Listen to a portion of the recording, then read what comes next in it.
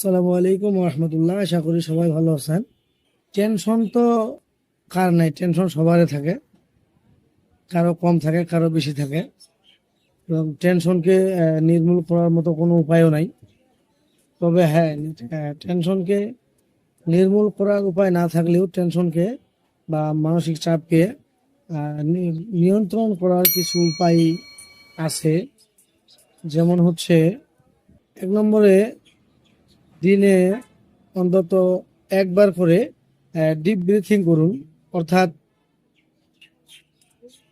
চোখ বন্ধ করে লম্বা শ্বাস নিন এবং ছাড়ুন। এটা হচ্ছে 1 নম্বর। 2 নম্বরে হচ্ছে, টানা মোবাইল অথবা যে কোনো ইলেকট্রনিক ডিভাইস ব্যবহার করা বন্ধ করুন।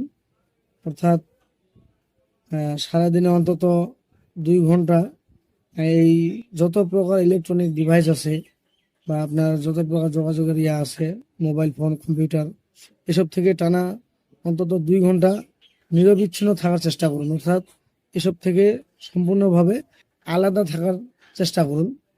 এবং সর্বশেষ 3 নম্বরে হচ্ছে, সময় পেলে পছন্দের বই পড়ুন। বই পড়লে মন শান্ত থাকে, মন ভালো থাকে। আশা করি এই 3টি পদ্ধতি অবলম্বন করলে আপনার মানসিক চাপ অনেকটা কমে যাবে ইনশাআল্লাহ। ধন্যবাদ সবাইকে। আসসালামু আলাইকুম।